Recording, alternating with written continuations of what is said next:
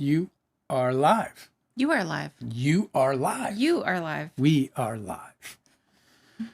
What's How you doing going today? on, everybody? Well, Bobo's here.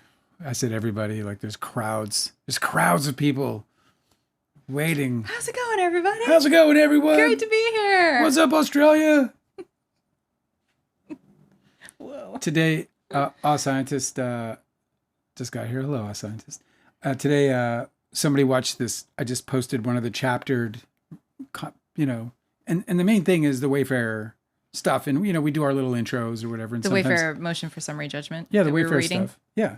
Uh-huh. And sometimes we do like whatever. We do our little, our little intros, right? We talk about our little side stories. And, anyway, so some person was like, yo, you got to stick to the topic. He said we meander too much. Yeah, he said we meander too much. Well, I don't disagree, but Says we got what to do you stick expect? to the topic. I'm like, it's live. I'm not sitting here like making Is that what you tell your friends when you guys are all hanging out? cut videos. You guys meander too much. You need to stick to the Well, topic. what I said was thanks for the tip. But it has chapters. I mean, really well done chapters. Like it's super exciting, actually. Yeah. So Have I you was like, found I that- did that for you, so you don't have to if you don't want to know about the Batman effect, hey, that's your deal, whatever. Everybody should know about You the don't want Batman to effect. hear our reaction to the Batman effect, which was thoroughly exciting. JB is here. Hello, JB. I hope you're not somebody I know by a different name. You could be anybody. What was it? Cosmic? No, Cosmic. Delicate's here. Hello, Delicate. It was What? Concerned Citizen Okay. is Austin. I remember seeing Concerned Citizen before, but I did not correlate that they are the same person because we don't see people's usernames now. Right. I know. It sucks. So I was like, hello, Concerned Citizen, as if I, just remembering. So I didn't know I was talking to Austin. Yeah. And then she was like, it's Austin. I'm like, oh, it's fucking Austin. Yeah, I don't know why they just did a switcheroo. I feel like I didn't ask for that. Did you find that when you were making your chapters that it's an issue that we meander too much, or did you find that it was fine to navigate?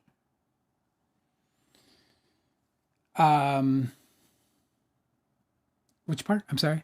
I got distracted because JB was like saying we don't know them. They're British, and they live in New Zealand. It's also confusing. But apparently they responded to the same comment saying, I like the meandering. It's how I get some industry insight. If you ever want any, and I can shed some light, just ask some questions. Maybe I can, offer something up. I don't know. Anyway, Delicate's in a bad mood. Oh yeah. Yeah. Why? What happened? No, I'm not getting in the way Whose of that. ass do I need to kick? I don't know. She's not saying. She's just.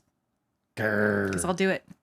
She's got herself a bad mood day. You don't Hey, even have so to ask we me are twice. going to observe Thanksgiving. We're going to take the day off because I was like, you know what? We're gonna you planned this whole meal. Angela, I did. I'm like, Angela put together this meal plan. I feel like cooking the Dickens out of our and kitchen. if we're cooking all day Yeah. and then all of a sudden we find ourselves in a rush, like I don't want to ruin this like really wonderful meal. No. I will ruin it just on my own without a scheduling Right. problem. I want it to be ruined naturally though. Yes. within the relaxing confines of the entire day. Mm-hmm. So we're gonna take a Thanksgiving day off, night off, whatever. Uh-huh. We're back on Black Friday though, back in black. We'll be back on Black Friday.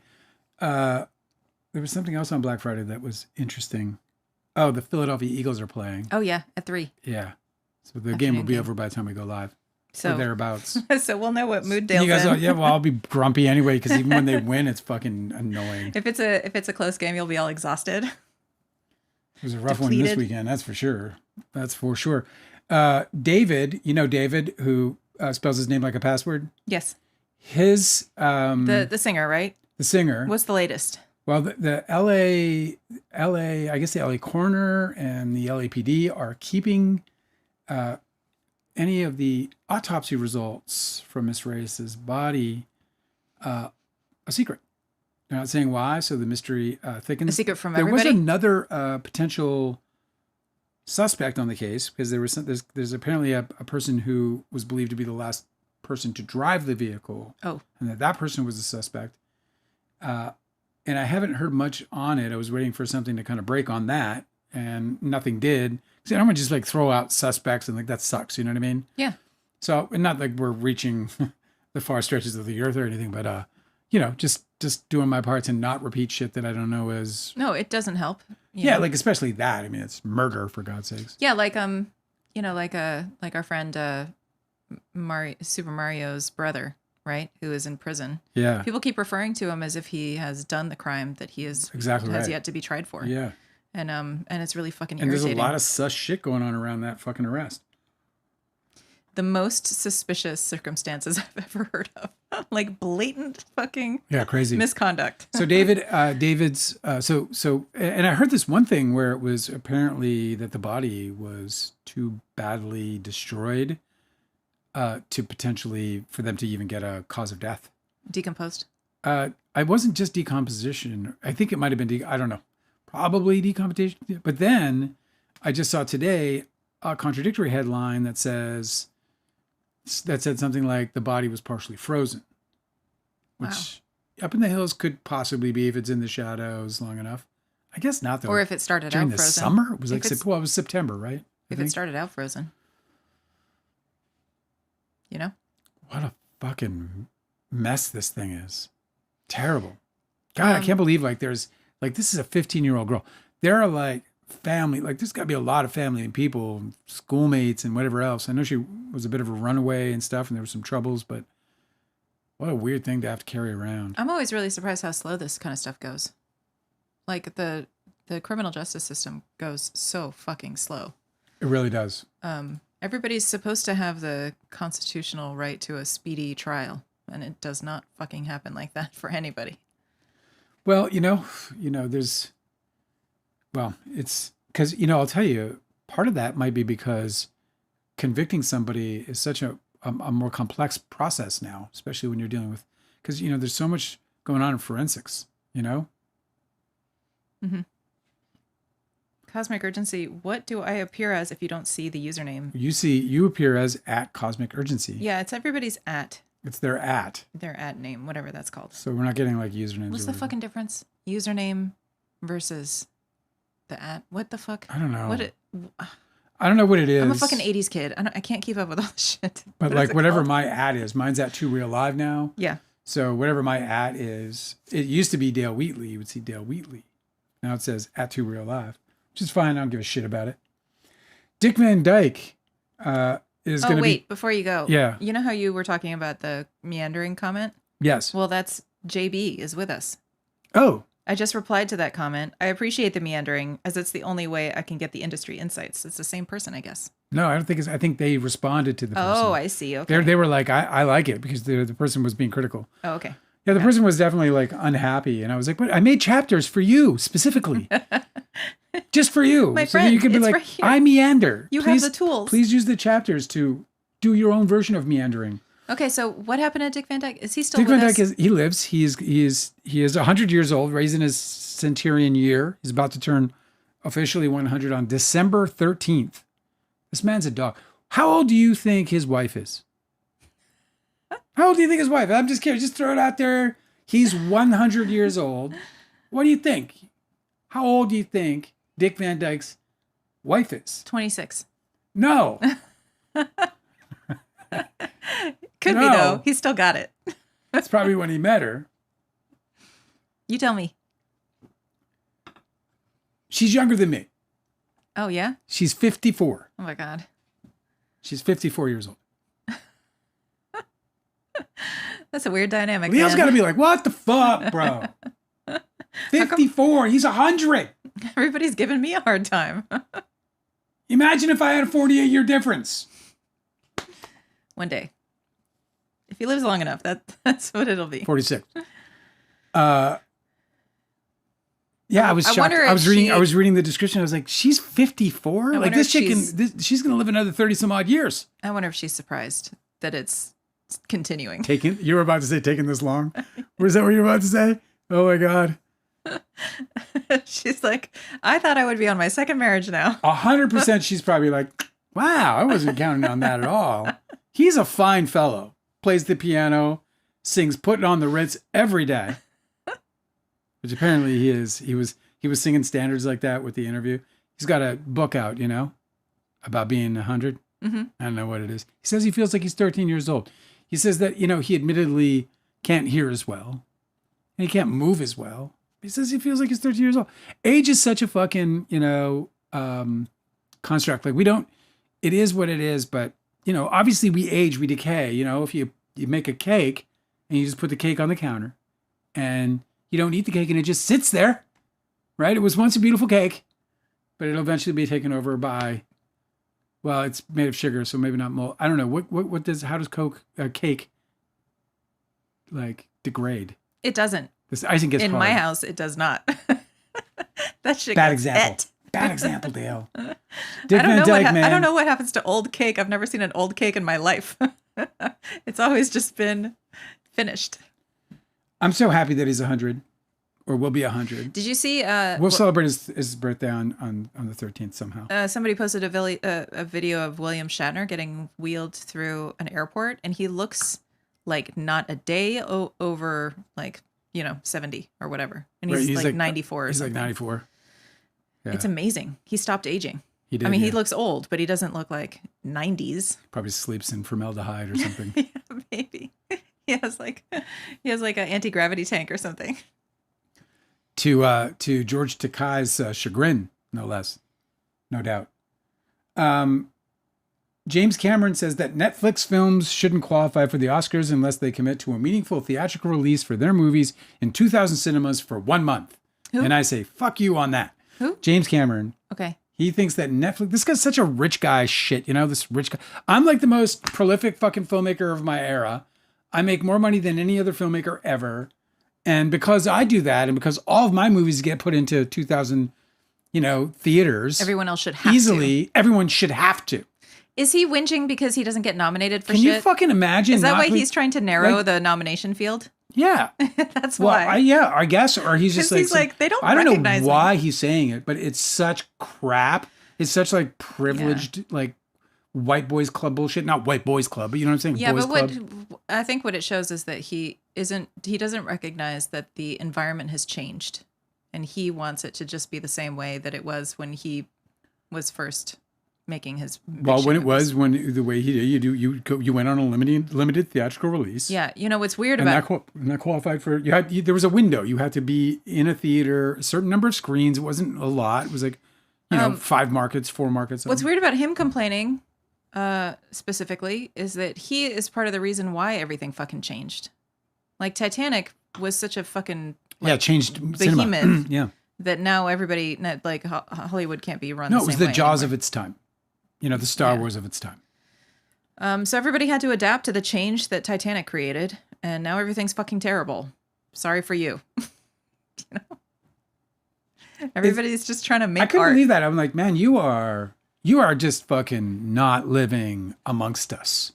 Do you know what I mean? You're just not living. No, he's living 2,000 theaters. Do you know how hard it is to get released on 2,000 theaters Dale, compared to like releasing on 10 screens or releasing on 20 screens or whatever, and you do a little 4-wall maybe, whatever. Like there are different. Like it's just like he has no idea what distribution is. Film distribution is. You know what I mean? Yeah. Like it's just it's a really shitty. Like obviously it doesn't matter because nobody's going to do this. Nobody's going to do this. Absolutely, the Academy's not going to sit down and go, oh, let's rewrite the rules because Jimmy C's got an idea. You know what I mean?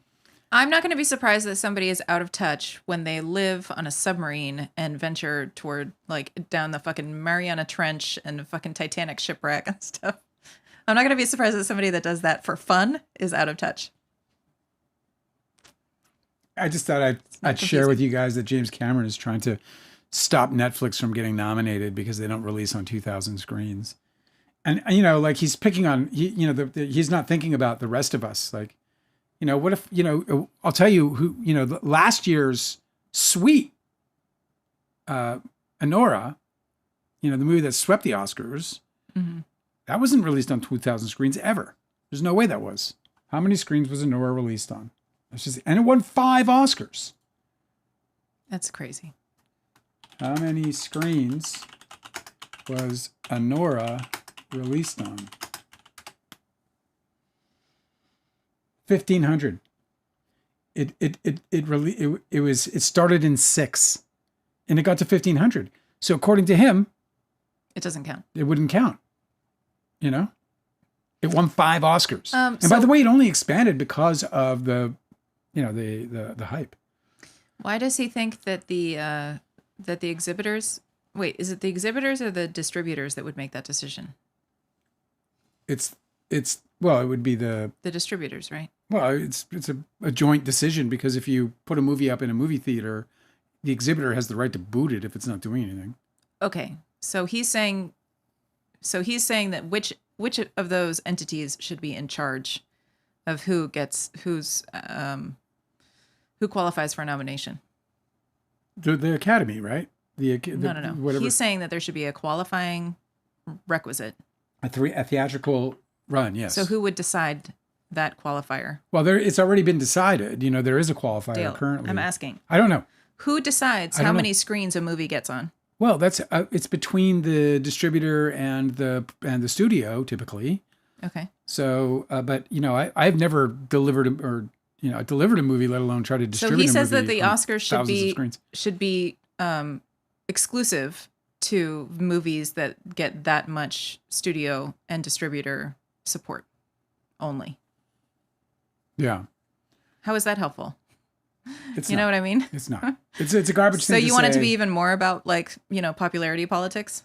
It sucks. It's a stupid thing to say. I'm fairly confident no one would ever adopt such a stupid thing, but it's just like such a foot in your mouth kind of thing to say in the industry. Like, there's just, it just kind of shows you how little regard independent films get. You got fucking Paul Thomas Anderson being insulted for being called an art house film guy. It's like, why is everybody a dick? It just sucks because there's no forethought at all. Anyway, so that's that. James Cameron, man, whatever, bro. Whatever, Silver Spoon, bro. What do you got? What can you do? Kanye West said the saddest thing. He said he regrets participating in life. In life? Yeah, it's just an amazing sentence, isn't it? What's the rest of it? That's all that's quoted. I can try to find the rest if you want me to, but yeah, I mean, he's not short on words, so he definitely said more about that. He regrets participating in life. In a clip shared by mystery fashionist Yi, was asked to break down his outfit and give a rating out of 10. Oh, it's always a 10 out of 10, he replied. Did you call him Yi? That's really cute. Was it Ye? Yeah. But you made him like Old English? Fucking Yi. Here Yi. I didn't know what the fuck it is, bro. I know. Why am I supposed to know that? I've never ever heard anyone say it until now. I don't know why you can't just go by the 2 syllables. I got the original Yeezy or Yeezy. It's Yeezy. I got the original Yeezy 950 boots on. Gosha did the pop up today, so the rest of it's all Gosha. I don't know. He was then asked what fashion trend he regrets participating in, and dryly replied, after a brief pause, life. So it wasn't. There you go. They put the words. So they wanted Ye to made another surprise appearance in Japan earlier this month when his frequent collaborator Travis Scott brought him out during a show in wherever the fuck it was. As seen in clips from the show, he pulled up a mask and dramatically revealed himself before performing tracks including Can't Tell Me Nothing and Through the Wire.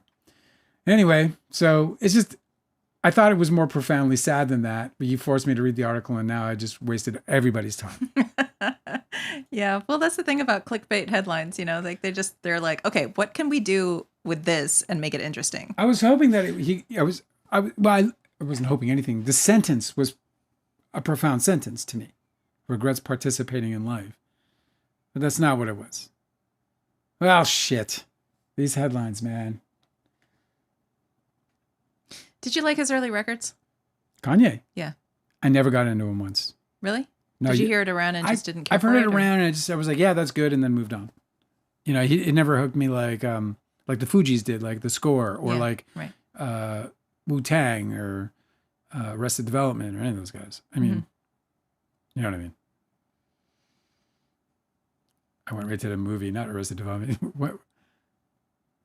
Oh my God, my brain's busted. Can I get an exchange, please? You got a warranty on this thing? I think it's because we just ate. So we're both a little. Well, we started watching Arrested Development last night. Yeah. So that's why. And what am I thinking of? Tribe Called Quest. I don't know why that would be Arrested Development to me.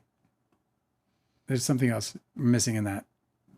I'm surprised you weren't into his early records because they're kind of in the same like vibe family. Yeah, well, it's funny because when I heard them, I just never, you see, like hip hop for me has never been a real pursuit anyway. Mm-hmm. So it's not, it's always been more of a peripheral appreciation than a deep dive. When you and I started living together and we started buying the records, I've enjoyed it much more than I've ever enjoyed it before, owning the vinyl. So maybe it would be a good time for me to check out some of his early stuff. I just stayed away from him just because he's so polarizing and controversial.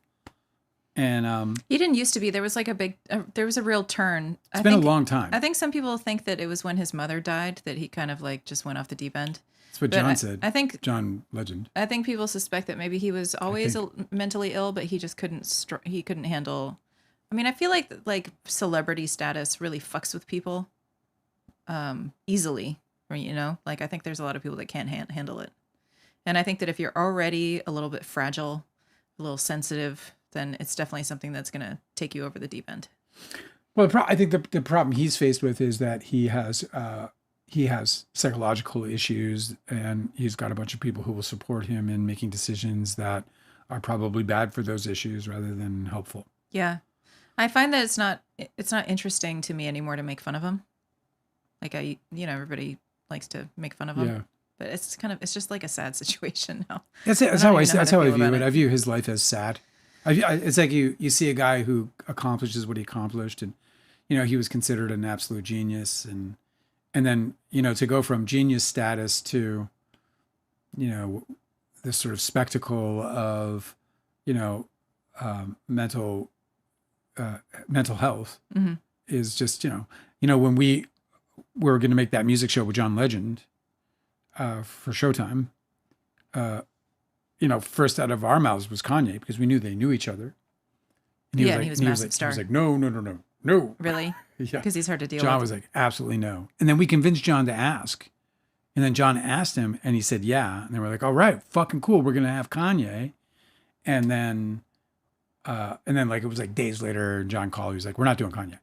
I'm like, wow. No Kanye. Okay, no Kanye. And then we knew at that moment, let's not even pursue it again because this is going to be like that. Yeah. Okay, I'm in. Okay, I'm not. And then day of shooting, guess who's a no-show? Yeah, right. So exactly. Fuck. So we dropped it, but it's all the way back then. That was 2011. Foz says, I think it's pronounced ye. I don't know what it's pronounced like. Kylie DiCaprio said Leo loves hip hop. I know. I got exposed to so much hip hop because of him. I was so jealous because the Fugees played this like super intimate club in New York, and him and fucking Ethan Suplee jumped on a plane and went, oh my God. I was like, I want to be rich so bad. Yeah. Yeah, like to see the Fugees in a little club in New York would have been just about as good as it gets. And I'm sure they loved it. But yes, Leo is a big fan of hip hop. I've heard everything in his car and his house for that matter. Cosmic Urgency is asking about, you were saying that James Cameron was talking about who shouldn't be qualified for the Oscars. Yeah. Cosmic Urgency says, is he not coming from a place of trying to put pressure on the studios to give indies more love? How could he if it's 2000? No indie film should ever be released on 2000 screens ever out of the gate. That would just never happen. That is a wide studio theatrical release. It requires a massive distribution plan. Like to put out 2000 theater release, you need to have tens of millions of dollars in marketing money or you'll fail. There's no way to do that without spending tens of millions of dollars. And so smaller movies, like there's an Anthony Bourdain biopic coming out. Did you know that? Oh, yeah, I did. I forgot about it, but yeah, I remember. Like that movie is never going to get 2,000 screens. Now, will it have performances that are Oscar worthy? Perhaps. Yeah, right? Perhaps. But they'll never get through 2,000 screens. It's too big. That's too wide of a release. Small movies. Look, I mean, Anora started on 6 screens. What about foreign films too? Like, are they never going to qualify? Foreign films? Yeah, it's just weird. Well, they have different qualifications, actually. I don't know if they have they definitely don't have the same qualifications as it wouldn't. That's not the issue. This would be all domestic only, is what James Cameron's talking about. Kindly DiCaprio's asking, would you ever make a music show nowadays with a YouTube live format? Well, it'd still have to have a pretty good budget, but I would love to. Well, see, like the show I'd really love to make is, you know, the closest thing they have right now is that they have a show out now that I guess they travel around and kind of do just the variety show around. It's a touring show, I guess. Oh, it's like The Voice, but on the road? Yeah, and they're touring, right? Uh-huh. That sounds miserable, by the way. You know what I mean? Like you get a job, you're like, fuck, I got to go on tour. The whole point of doing this is just to be at home with my kids. Whatever. Enjoy the ride. But what I loved about the show that we created was that we were going into all these different clubs and discovering in like, you know, bars and stuff and discovering, you know, talent and bringing them back and giving them a shot to work with legends. And it was a cool show for that reason. So I don't know, whatever. Music's definitely not like, I love music. I love shooting music too. I was shooting this band. There's a bunch of old guys, but they were fun to shoot because they had a fucking good guitarist. I know, it was like an old man cover band, and they were playing all of these like local like town festivals and stuff. But they had the lead guy was like this guy called Alan Cook, and he looked like he kind of gave you a vibe, like an Al Green vibe, but he sounded like Marvin Gaye. And they were all really, really talented. They were fucking talented as hell. That happens all over the place. Like there's so much talent just like tucked away in people's churches or something. Like the church bands or something are super, super talented people, but they'll never get any notoriety because they don't have any like, you know, mobility. So I went and I shot them. Angela and I shot them for 2 years. Just shot probably 8 or 9 shows over 2 years. I have so many hours of footage. It's ridiculous. And like really cool shit. Like it's really some of, you know, I love shooting music is what I'm trying to say. No, I know, me too. And I love because I love musicians. My favorite thing was they had a little horn section. Yeah, they had 3 horns. And they were like super, super tight and well practiced. And I used to like sneak around and like try to catch them like around the corner while they were just like practicing alone in a room. Yeah. It's really great. Like not even a studio. They'd play these gigs and then they'd go like find some place to go and practice the horns. And it was just really fun. Just like just plopping a horn section in a random place and listening to them practice. I did this and interview work out their timing. I did an interview with the trumpet guy, and I was like, yeah, you know, who do you like? You like, we like Miles, like Dizzy Gillespie. He was like, none of those. I was like, oh, tell me, like, who do you think is like the most like prolific trumpet player of all time? And then he said a name that I had no idea what he was talking about. None. Yeah, right. I felt like such a shallow fucking Hal, bro. I was like, yeah, I only know the top layer. Actually, I can go as deep as right. You know, we have a couple players, and anyway, whatever. I think that's all I got for my my opening stuff. Oh, you heard about Donald Glover, right? He had a stroke. Yeah, he was telling he discovered everybody. a hole in his heart. Apparently, he's doing great now, though. Apparently, I saw a doctor actually commenting on one of the posts. I think I got it from Reddit, but there was a post from a doctor saying, like, because the article, I guess, explained the exact diagnosis.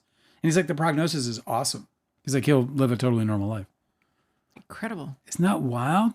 All that mattered is that he got through this stroke and now he'll live. I have a superstitious belief that sometimes people they'll get into accidents or something terrible will happen to them that's like sudden and shocking, and it'll get them into the hospital only because they need to be diagnosed with something that's underlying, that's been like hidden, like a ticking time bomb. Like there was a like this sort of thing. He didn't know he had a hole in his heart until he had a stroke and went to the doctor, and they were like, "Oh, okay, well we just found this thing." So yeah. And I'm just superstitious enough to feel feel that song by Bon Jovi? Like you're what? Which song? Shot through the heart and you're to blame. Can you imagine if your doctor talked like that? If they were like talking in riddles, expecting you to like figure it out instead of just telling. Be like, huh? You know, Bon Jovi. Oh, you're too young. Anyway, I just feel like sometimes that I've heard about that happening to people where they're like, it turns out that car accident was the best thing that ever happened to me because I didn't know that I had this cancer that's Yeah. now fully treated and I'm fine. A million of those stories out there. Yeah. I got this itch. I couldn't reach it. So I went to this guy. He says, hey, I was golfing with this doctor. And I says, I can't reach it's been bugging me for 2 straight days. And he lifts up my shirt and he goes, oh, Jesus. That could have killed you. I need you in my office right now. Hey, this game's over. A Sponge said you should make a music movie.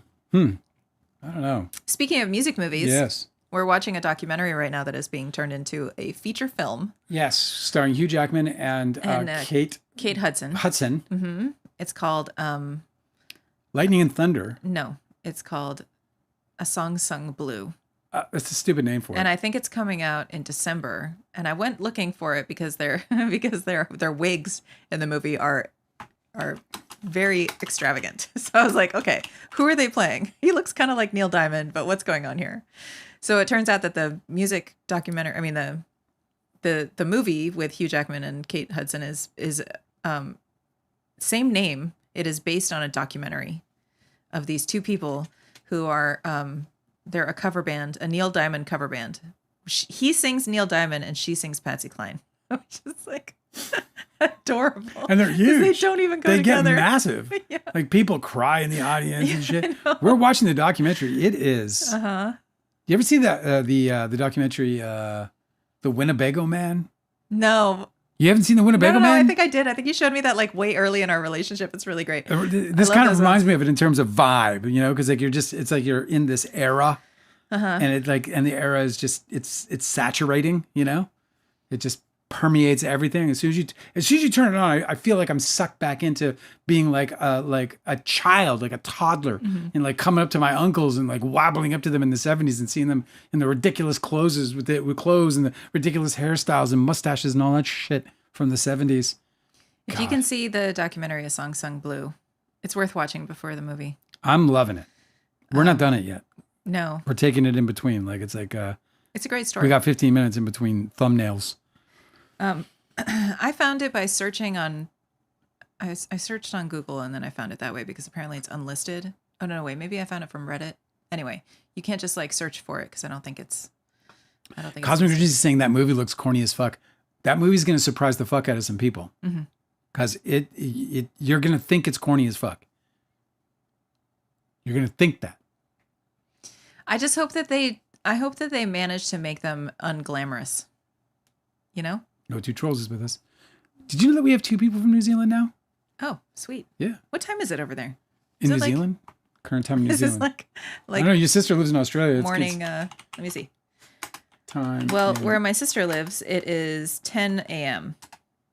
It's 12:30 in Wellington, New Zealand. Wellington region, New Zealand. Oh. I would love to go to New Well, Zealand. good morning one or day. afternoon, wherever you are. Maybe one day we'll be able to go to New Zealand, huh? You and me? What do you think, huh? We'll buy a boat. Huh? We'll learn to sail. And we'll learn to sail. And we'll we sail will to New Zealand. Perish in the sea. We will not. We will bring plenty of non-perishables. A Sponge says, I have seen all your movies and would like to see more of them from you. I want to make more That's so movies. sweet. That is the sweetest shit. I want to make more movies very badly. It's really, I'm thinking about writing a book every day. I think about writing a book and I love, oh my God. Did you just see what happened? Yes. That is so insane. Thank you very much. I was thinking about writing a book. I've been thinking about writing a book, but I'm going to make a movie. I want to make a movie more than anything. I know you do. These things like it makes me crazy. Like No Two Trolls It makes me and crazy. everybody else has been super chatting. Like I feel like saving that up and making a movie with it. Saving that up. Oh my God. Listen to you. Just making a movie with it. It makes me nuts. I want to make movies. I know you do, bro. You have so many stories that are sitting in that shelf behind you as screenplays that nobody has ever heard. Yeah. And they're really excellent. Yeah, they're fun. And they're not finished until people can. There's a couple in there that would still be really, and they would make really good amazing movies. But the thing about movies that I've noticed, I'm probably going to write them as books. The thing about movies I've noticed is that you have to actually like amass a ton of fucking people and a shit ton of resources before you can even begin creating. And it just seems like such a huge hill to climb. However, If you just want to write those screenplays and novelize them and turn them into books, you only have to worry about accomplishing it yourself. And that is amazing. Well, it feels good. And there's something really wonderful about being able to like the book is out. Yeah. It's completed. Right. I'm finished. And you only have yourself to thank. Well, that's less important to me because I'd prefer to be collaborating with fucking 100 people and making a dope ass movie. But see how there's like that's so many things that you have to get in order before you can even begin, as opposed to just like relying on yourself completing a thing. It's just I can't believe that you ever waffle about it. Like, just double dip, bro. You got one story, turn it into a book, and then turn it into a movie. A book is a lot. Like, it is, I'm sure the next one will be at least a couple years, but I plan on writing another book. There's no question about it. I'm going to do that. It's just going to be, it's not if, it's when and what, but there's no if about it. Did you hear about Wicked, by the way? The sequel? Mm-mm. It's done like $330 million worldwide already. It did $150 million on its debut. I feel like an alien on an alien planet. I don't know who watches this stuff. That is the biggest. I don't know who's interested in this. Fucking huge. It did. I don't. $333 billion. I just cannot relate to people anymore. God, if I could just sell a few books. I just want to sell a few books. Everything I've seen about this movie, and also the sequel. The first one and the sequel. I was like, this looks like shit. Why does anybody want this? It's an amazing accomplishment. I don't know. It's just not for me. It doesn't capture me at all. I'm sure it's wonderful. People love it. They love it. Obviously they're in droves, but I'm just totally blown away. $330 million worldwide. The thing that surprised me the most about it is the way that it looks so completely different than the Wizard of Oz, with its like, what was it? Technicolor? Like the aesthetic and stuff. Technicolor. Yeah. The color. Like that they didn't even try and replicate that.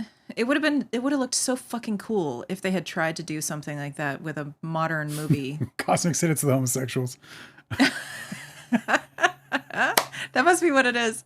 It's like I'm not in touch with my my inner homophobe. Ariana Grande said it was absolutely a scientist said that Ariana Grande was absolutely delightful as Glenda. I am curious. Like I can't deny my curiosity. Does she enunciate? Did you see that she got attacked, right? Like she was doing the premiere or whatever, and some dude to get a selfie. He went to jail. He got 9 days. Yeah, good. She's a poor little frail thing. Oh, she was scared, dude. Of course. Rightfully so. Especially now with like Kirk. What's his name? Kirby Kirk. What's his name? I don't know. That guy who got shot. The guy who argues with everybody. No more. We're not talking about him. Yeah, he got shot. I can't believe you did that. No to trolls. Thank you so much. You were so freaking kind. We do appreciate you. Okay. I wish there was something we could do. I know. It's like, I gotta go I don't know. Like but we are doing it, apparently. Like you have to ask a question or something. So we're doing it. We're apparently doing it. She followed it up with the nicest thing. She said, "Not rich. I just love this channel." Oh my God.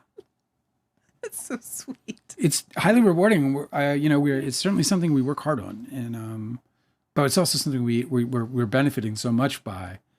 But, that's the whole point of monetization. We want to grow this thing.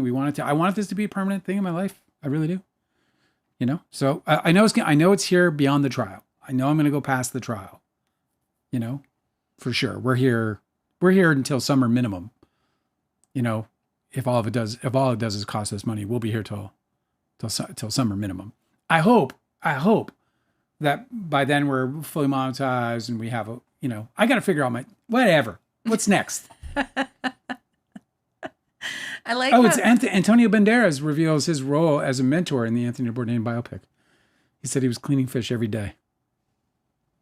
What? Why would you clean fish every day? Because he's a mentor to him as a chef, probably. Antonio Banderas. So he's probably like the scenes were probably, he had seafood. to clean fish a bunch. Well, dude, it's like such a hazing ritual what chefs have to go through before they can actually like touch food.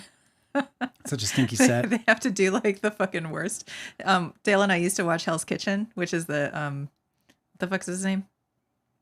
What's his name? Oh, Richard Ramsey? No, Gordon Ramsay.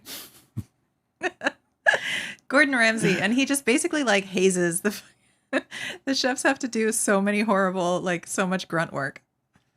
If you want to spend your whole life like peeling potatoes, try to become a chef. Like, it's just Oh, and then you also, if you're doing it in culinary school, you have to do all that same bullshit, and you have to pay a bunch. Or you could just like, work at a restaurant and be somebody's grunt. Stacy's caught up and says that Arrested Development is a band. Arrested Development. Yeah, it's probably like a band in like. Oh yeah, look at that. Arrested Development. What? Everyday people every day. Oh. Arrested Development is an American hip hop group. Oh, it was. Oh, that we then. I must know this, of course. Do you recognize them? Yeah, they were. They were in '88. But that's not who you're talking about, right? It could have been. I got to hear some stuff now, and I can't play it because we're live and we get busted. Yeah, that's kind of a drag that we can't listen to music. I always feel like putting some music on when we're on live. I have to look into it because there's like, I think we just like lose half the monetization, which we're not even pumping ads yet. Might be worth it. Put up like a dance party. I think people still get ads, even though we just don't benefit from them until I don't know how it works because we have the premium YouTube. We should record our own ads. We should have like an ad break where you like pull out your guitar and then talk about your book. And then that's the ad. Oh, by the way, Kevin Spacey clarified that he's not homeless in the colloquial sense, which I'm not even sure that makes sense. But anyway, after his recent trials, because because the backlash happened, everyone's like, "Wow!" What's get a squeaky toy? Okay, what's so super weird about that is that he seemed to be. I saw this video too that he's like explaining. He's like in a really nice house, and he said he's going where the work is, and he's definitely housed. So people should stop worrying about it. And he's very grateful. A bunch of people reached out to offer help, and so that's what he's saying. Like, hey, he's got support. I got this really great tent. It's a sturdy tent. But listen, and I got a great blow up mattress. All right. But what I don't understand is why get yourself a solar battery. And he made it seem like everyone just jumped to a conclusion when I saw the Piers Morgan interview where he was in tears because he was losing his home and he said he was going to be homeless. Was crying about it. He said he was losing his home to foreclosure. Right. So why is he acting like we all just assumed something erroneously? It's not true. I watched the interview. He cried about it. That's why I was absolutely unrelenting because as soon as he cried about it, I went and looked at that slideshow of the house that he lost, which is just like this absolute monstrosity of stupidity for one person to live in, let alone, I don't know how many people live there, but it was just ridiculous. It's just these people. Nicki Minaj, you hear about this shit? So here's what happened. She got into, her husband got into a kerfuffle with this dude, punches him, breaks his jaw, right? Jesus. It was an assault that shouldn't have happened. The guy sues him. He had to get his jaw reconstructed. He's out like $27,000 or whatever in medical bills. He's still waiting to get 2 plates put in. So it's like a big fucking mess. He had all this reconstructive surgery on his jaw. And so he sued them, and Nicki Minaj and the husband didn't respond to the lawsuit. He got a default judgment. They didn't respond? They didn't respond. So he won? So he went after $700,000 for punitives and for future work on his jaw, and then he went under, and then, the amount that he's already that's crazy. Billed for. So because they didn't respond to the lawsuit, they lost it. So the judge actually lowered the amount a little bit in their favor. So it went from $700,000 to $500,000. Well, why did he do that? If they didn't fucking respond, don't ask me. Ask you the want to judge. ask for more, bro? He thought the guy was being unreasonable, I guess, which is weird. He's like, the guy assaulted me. So anyway, the plaintiff got the default judgment of $500,000, and he's been trying to enforce it, but they're dodging it. So he took him back to court. This time he's asking the judge to foreclose the home.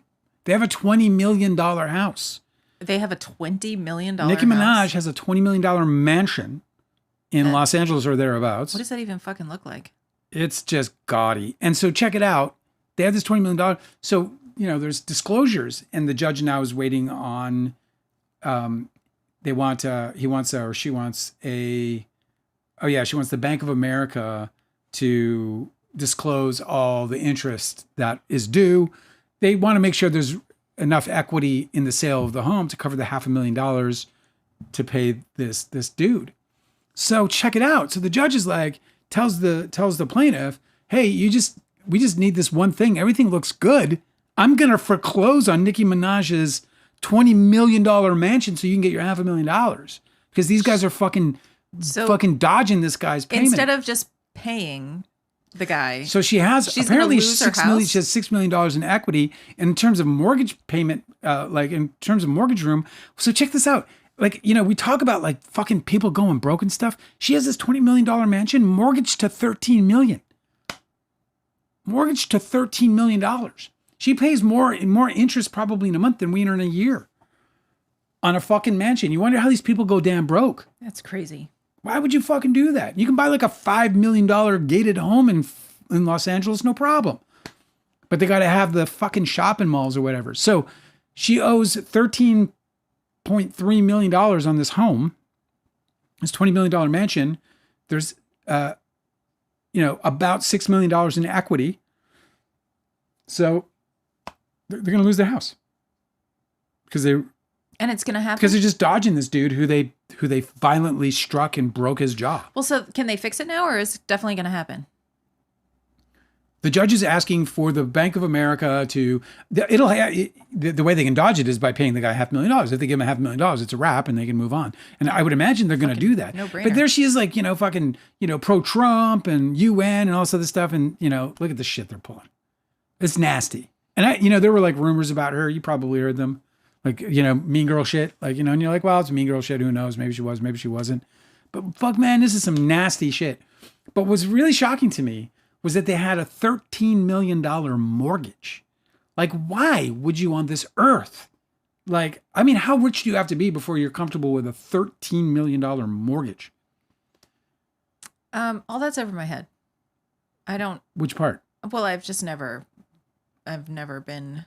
It's unfathomable. Well, like I just don't know anything about houses and mortgages and banking. Well, I'm not sure what So you need you're to- saying that they shouldn't have gotten a $13 million mortgage. It just because seems that like so means excessive. What I'm trying to say they is can't afford their $20 million house. I'm just saying it's so excessive. Yeah, like if you've got to mortgage 80% of a $20 million property, maybe you shouldn't get it. Maybe you should live within your means. Do you know what I mean? Is what you're saying? Yeah, I'm saying like Like maybe maybe you're get a living 2 million outside of your room. $2 million house? Why would you mortgage a fucking, because it's a crazy amount of money. I mean, it's just an absolute stunner of amount of money. And you can protect your money in the equity anyway. But it sounds like you're living beyond your means. Cosmic Urgency said, Mariah Carey hates Nicki Minaj, and I trust Mariah. Well, I'm going to trust Mariah too, because this girl sounds nasty, dude. Truly nasty. The chat is not over the fact that you don't know Arrested Development. And The band, I just I wanted do to know them. I'm obviously. You don't remember I'm having Mr. some- Wendell? You remember this record? I see You remember it. the song Mr. Wendell? I probably do. They were like the hugest shit ever in the early 90s. I can't even listen to it. They were like massive. I totally forgot about them until this just awakened like the the section of my brain that's They're from devoted to Atlanta. early 90s hip hop. They're from Atlanta. They are? Yeah. I didn't know that. Well, here's what I'm gonna do. I'm gonna listen to him later and remember it all. Yes. And maybe we were listening to Arrested Development at the time, although they were very much into the 90s scene. I remember Mr. Wendell playing constantly and being like, okay, it's enough now. I think like the earliest Also, stuff. Tennessee was a huge song. You remember that one? Which one? Tennessee. I don't do that because you're just making me look bad. I'm making you look bad? Yeah. You're making me look stupid. I'm making you look forgetful. That's all I'm doing. The earliest stuff that we were listening to back then, like Leo and the gang, they were all listening to like Ice Cube, like NWA, and like the earliest it would go is like maybe a little Public Enemy. I think that's adorable because there's such a type of like scrawny white kid that loved to listen to NWA. Fucking RD Public Enemy. loved the Beastie Boys, and I didn't. Oh yeah, well every white kid liked the Beastie Boys. To me, I could handle them for there's like a few songs, and then I'd be like, yeah, can we like maybe throw on some fucking Jewel? There were a few really awesome records before they started doing their like call and response thing, where they would all say in unison the last word of the phrase every single time, and then every one of their records was like that constantly, and I never understood it. So about Song Blue, just to close up on that, I'm watching the documentary. I'm 100% going to watch the movie. Yeah. Like there's no way I miss it. Mm-hmm. It's like Oscar opportunity for, if they pull it off, it's got Oscar I just opportunity really over hope it. that they let them have bad complexion Like the thing about that really bugged me about was it Walk the Line? You know, the Yeah. Joaquin Phoenix playing Johnny Cash. Yeah. Is that nobody in that whole film had bad complexion. I was just like, Hollywood, what are you doing? We cannot play. We can't have like a movie about like people in the 1970s if everybody has perfect white teeth and perfect complexion. You know, Yeah. it's just very unrealistic. Takes me out. Somehow, Timothy Chalamet has become insufferable to Cosmic Urgency. He used to love him. I don't know how that happened. And Cosmic also likes the Beastie Boys. I like them fine. And I think it was like Mike D or I one of them. What's the other guy? Mark? You got There's you got the guy who died. yeah, there's Adam Yauch. He's dead. There's Mike D. There's Mike D. There's Mike Diamond. Okay. Yeah. And then there's I think My it's- name's Mike D and I'm back I think from the it's dead. another- Or some shit. Let me see. I remember that. Song, boo. I want to watch that shit. It's going to be great. Yeah, two Adams and a Mike. Adam Horowitz. So it's Ad Rock, Adam Yauch, Adam Horowitz, Adam Yauch, and Mike Diamond. Yeah, so I think Adam Horowitz. Ad Rock. Who, what? Adam Yauch is MCA. And MC. then Mike Diamond was Mike D. Mike D. One of them did some solo work, and we were laying a lot of. In fact, if anyone out there can find the director's cut of Don's Plum, it's the bootleg's out there. It's a really, really scratchy, like whatever. But in there is a bunch of like solo work from. I think it's. That's very cool. Yeah, it's amazing stuff. It's very jazzy. It's kind of like kind of acid jazzy stuff. Really fucking sweet stuff, actually. I think And I that's. was way down with that. And the Beastie Boys were going to actually, they were going to score the movie. I think that was Adam. Did I put that in the book? Yes. Oh, good. Fuck. I was like, I think I didn't put that in the book. Yeah, the Beastie Boys were on board. They were going to score Don's Plum. Can you imagine if that happened? All the things. All right.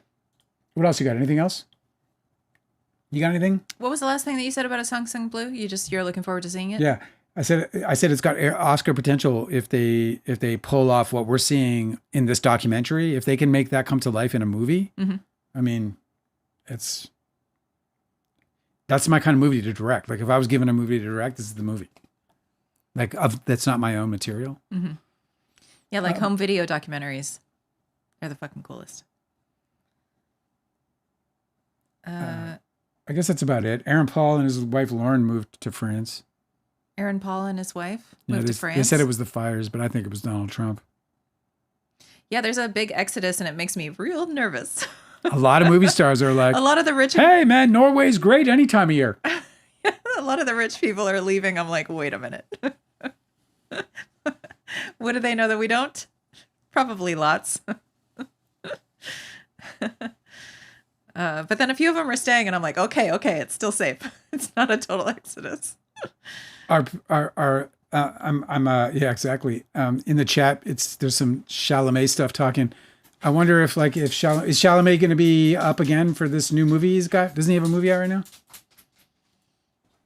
I don't know. I have no idea what he's doing. This is why it's surprising to me that He's got a movie out. Cosmic Urgency said Timothy Chalamet's become insufferable. I'm Yeah, like, Marty. It's pretty easy to just ignore him. It's called Marty. Marty Supreme. The dog just honked like a duck. The dog doesn't like Timothy Chalamet either. It's like, yeah, fuck that guy. He's annoying. Well, that's too bad. It's sad that he's lost a fan in you. Cosmic Urgency. Maybe you'll come back one day. You know, you were talking about Ariana Grande Yeah. being good in the Wicked movies. Her name's kind of weird. But yeah. I They say so. actually, I'm very surprised that she doesn't enunciate.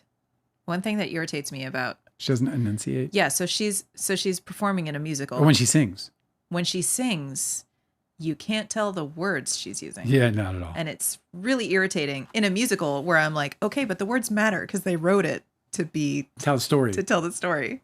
Timothy Chalamet is the exact same way with me. I'm like, He what did you just- say? What did you say? You just want to talk about it? Or... He just kind of I just like wanna see- slurs everything together. And I'm like, why do people think that this is good acting? I can't understand what the fuck he's saying. He's not as bad as that one guy, the guy from Lost. Yeah. That guy who like his whole career has been. So I was just. Oh, he's the talking. worst. I can't even believe it. You literally like you. There's no. You can't even like do a lift on it. It's just an audio lift on it.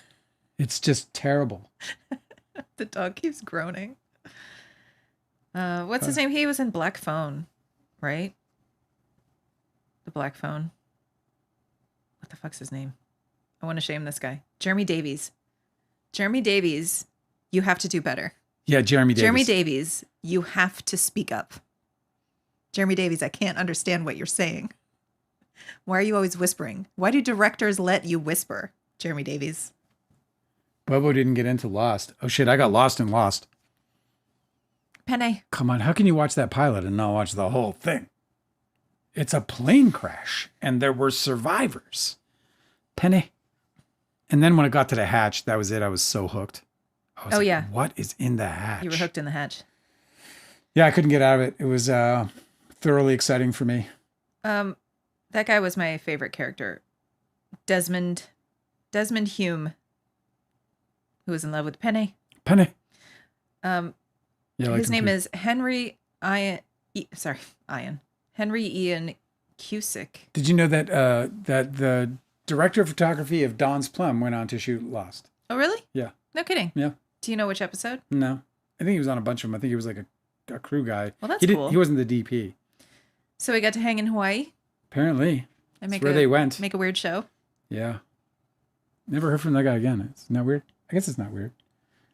I would have loved to work with him again. I loved him. Thought he did such a great job. All right. Moving on. Do you want to move on now? No. Kindly DiCaprio said Leonardo DiCaprio's advice to Timothy Chalamet was no hard drugs and no superhero movies. That's pretty good advice, you know? Yeah, but like, Don't fuck over your friends. Why would you take that advice if like Toby didn't take that advice? No, Toby didn't take that advice at all. He didn't. But then maybe he didn't give Toby any advice. Look at where he is, you know?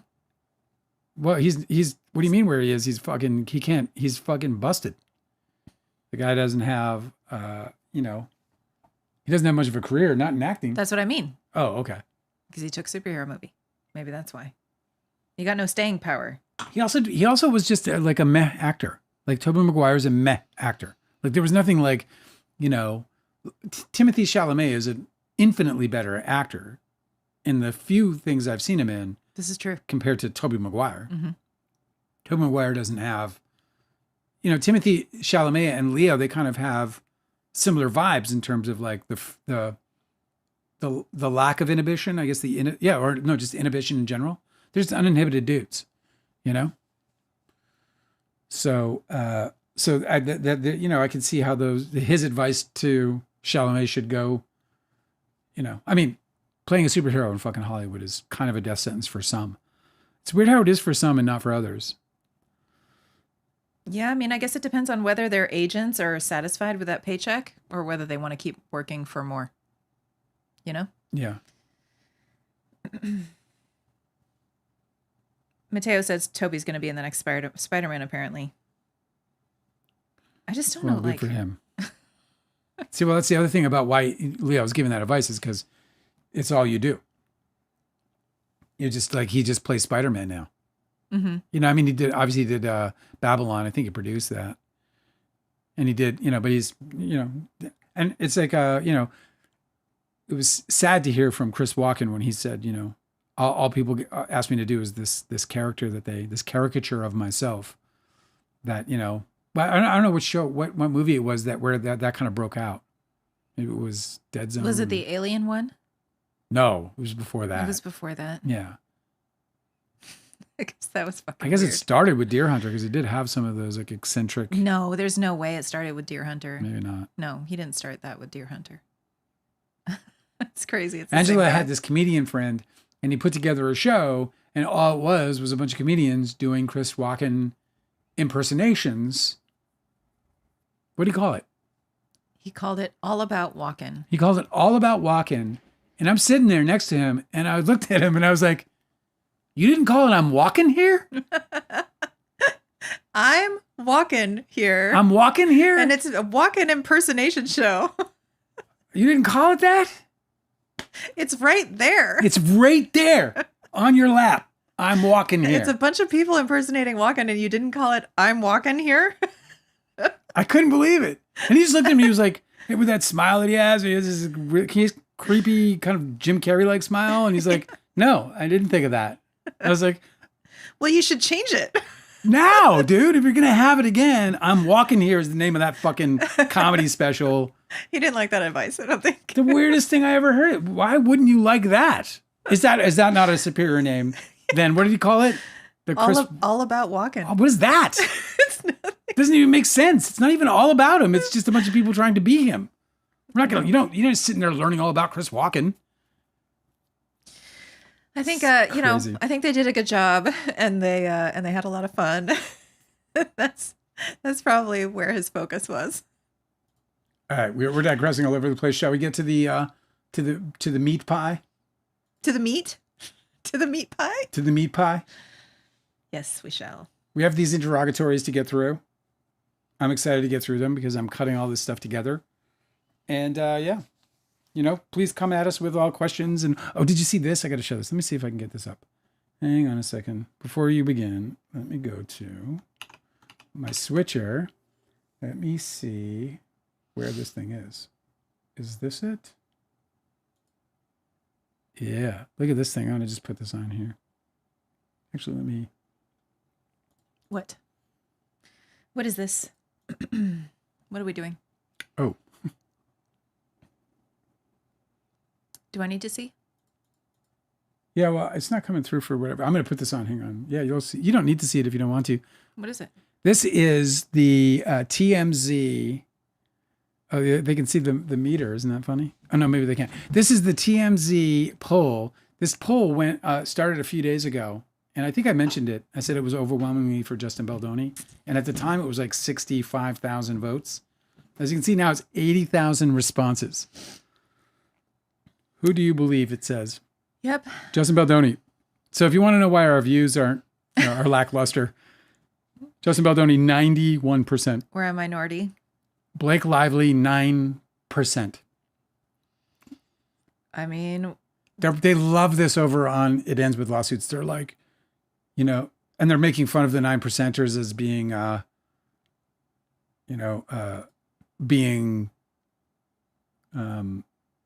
he's like inorganic, like bots or whatever. So yeah, there you go. 91% of the people polled on TMZ said they believe Justin Baldoni over the 9% that believed Blake Lively. And that's a pretty fucking... On August 10th, 2024, Yeah. Melissa Nathan stated to Miss Abel that socials are really ramping up. She continued, "It's actually sad because it just shows you have people really want to hate on women." She said that. Yep. When did she say that? August 10th, 2024. August 10th, 2024. Melissa Nathan said that. No, yeah, Melissa Nathan stated to Miss Abel. Wow, the monster has a heart? And so here we are showing that that poll that corroborates that. It does indeed. It's very sad. My response was congrats.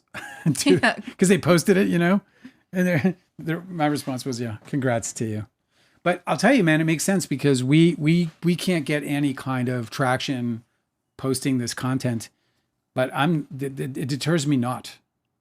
I think that it's probably just that the sort of people who were supportive of Blake, or at least understand what's happening and don't care about either one, but aren't going to answer a poll like that, they're not sitting around like scrolling TMZ looking for polls.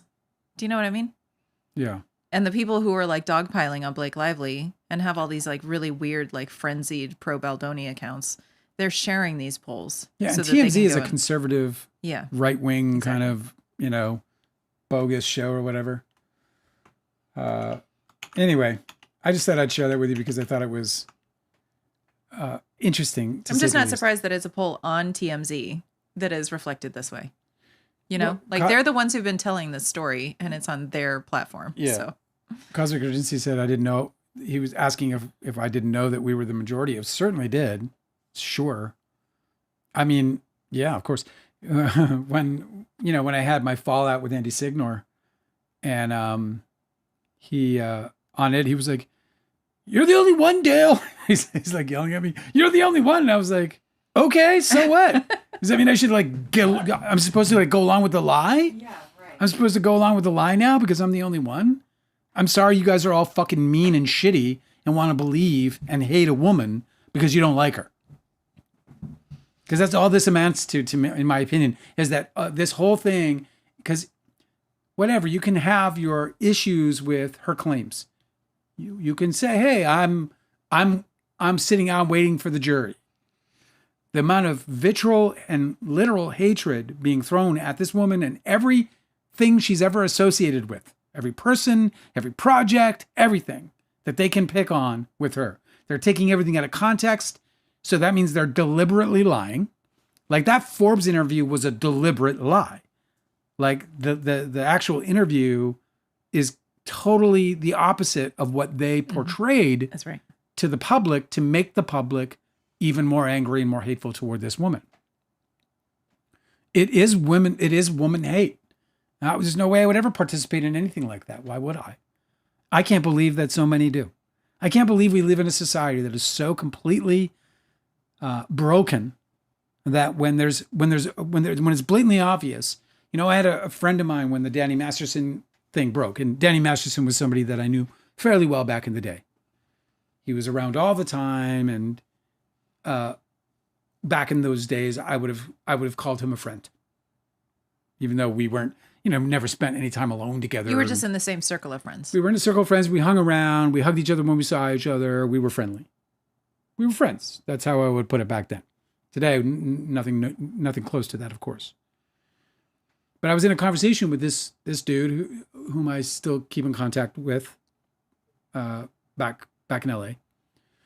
And we were talking about Danny Masterson, and he started defending him. I couldn't fucking believe it. What, like into his trial? This is prior to the trial. This is prior to him going on trial.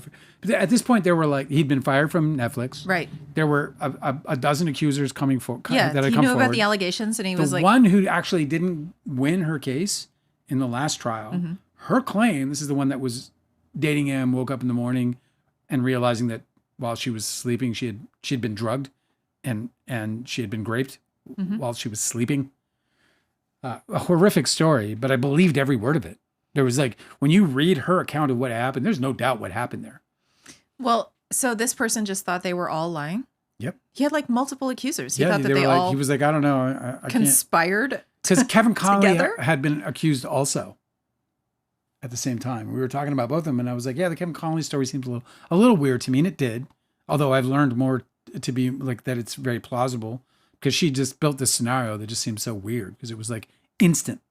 It was so weird. I didn't know, how can a guy even be erect? It was weird. But Danny Masterson was it was easy for me. I was like, come on, dude, we're talking about 12 women coming forward now. 12. Yeah, come on. You think they're all corroborating together? They all have this plan to ruin his life? Or maybe, just maybe, the dude's a serial rapist. Maybe. I would have really struggled talking to somebody that said that that they thought that was at all possible. Yeah. I would judge them. How did you feel about it? Yeah, I had a really hard time with it. After I slowed the roll in terms of my communication with him. You're like, wow, I didn't realize you'd be a fucking apologist. Didn't see it coming. I didn't see it coming. A violent criminal. No, didn't see it coming. I haven't checked, but I wouldn't be surprised if he wrote a note in support of Danny for sentencing. Wouldn't be surprised one bit. Crazy. Conley DiCaprio asked if I went to ever see the 70s show taped because she loved it. Yeah, I heard it was a great show. I never did. We did serve Danny Masterson his subpoena to be deposed on the 70s set. So there's that claim to fame. Was he ever deposed? Was he ever deposed? Nope, he didn't get deposed. Nope. Lucky him. Crazy. Can't believe he's in jail. He's Right trying now. to get out, by the way. As we speak. I meant to bring this up, but he is planning an appeal. And his appeal is that he's blaming his lawyers for the conviction. He's saying that they didn't do their job and didn't get in evidence that would have exonerated him. He's claiming that he has exonerating evidence. Yes. Wow.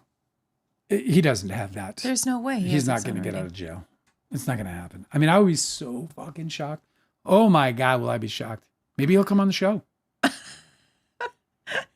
Not with me here. Danny, come on, let's talk about it. Let's talk about Nope.